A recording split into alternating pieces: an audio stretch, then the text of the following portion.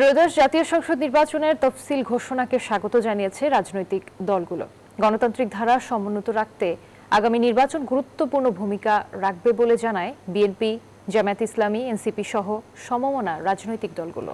তবে কালো টাকার ছড়াছড়ি ও আইন শৃঙ্খলা নিয়ন্ত্রণে আনতে না পারলে নির্বাচন প্রশ্নবিদ্ধ হবে বলে জানায় অনেক রাজনৈতিক দল।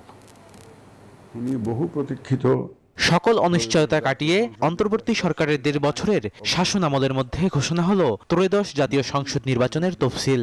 বৃহস্পতিবার সন্ধ্যায় জাতির উদ্দেশ্যে ভাষণে আগামী ১২ ফেব্রুয়ারি সংসদ নির্বাচনের তারিখ নির্ধারণ করে তফসিল ঘোষণা করেন প্রধান নির্বাচন কমিশনার এএমএম নাসির উদ্দিন। গণভোট অনুষ্ঠিত হবে। সিইসির তফসিল ঘোষণার পরপরই নির্বাচন কমিশনের এই সিদ্ধান্তকে স্বাগত জানিয়ে প্রতিক্রিয়া জানায় বিএনপি, জামায়াতে ইসলামী সহ রাজনৈতিক দলগুলো। আমাদেরকে আশ্বস্ত করেছে। বিএনপি মহাসচিব মির্জা ফখরুল ইসলাম আলমগীর জানান, তফসিলের মধ্য দিয়ে দেশ কাঙ্ক্ষিত গণতন্ত্রের দিকে যাত্রা শুরু করেছে। নির্বাচনের যে তফসিল ঘোষণা হয়েছে তাতে আমরা মোটামুটিভাবে সন্তুষ্ট। আমাদের প্রত্যাশা যে নির্বাচন কমিশন একেবারে নিরপেক্ষভাবে, সুষ্ঠুভাবে, অবাধ এবং একটা গ্রহণযোগ্য নির্বাচন অনুষ্ঠান করবে।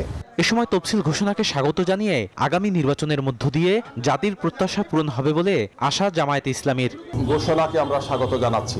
মনে করি যে এর মাধ্যমে জাতীয় সংসদ নির্বাচন নিয়ে কোনো অনিশ্চয়তা থাকলে সেটা কেটে যাবে ইনশাআল্লাহ। অনেকগুলো গুরু দায়িত্ব নির্বাচন কমিশনকে পালন করতে হবে।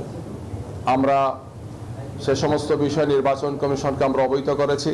এদিকে বর্তমান ইসির অধীনে আগামী নির্বাচনে অংশ নেবে বলে জানায় জাতীয় নাগরিক পার্টি। তবে ইসির সুষ্ঠু নির্বাচন আয়োজনের সক্ষমতা ও নিরপেক্ষতা নিয়ে শঙ্কা প্রকাশ করে দলটি। এই ইলেকশনের মধ্যে নতুন একটি যুগে বাংলাদেশ প্রবেশ করতে যাচ্ছে। নির্বাচন কমিশনের সদিচ্ছা আমরা দেখেছি, সরকারেরও দেখেছি, কিন্তু আইন শৃঙ্খলা এবং সার্বিক পরিস্থিতি বিবেচনায় সরকার এবং নির্বাচনের কমিশনের আমরা দেখতে পাচ্ছি নিরপেক্ষতা এবং সক্ষমতার কিছু অভাব রয়েছে। অন্যদিকে তফসিলের ঘোষণাকে স্বাগত জানিয়ে আওয়ামী লীগ মাঠে না থাকলেও ভোটাররা তাদের যোগ্য প্রার্থীকে বেছে নেবে বলে জানায় বাংলাদেশের বিপ্লবী ওয়ার্কার্স পার্টি।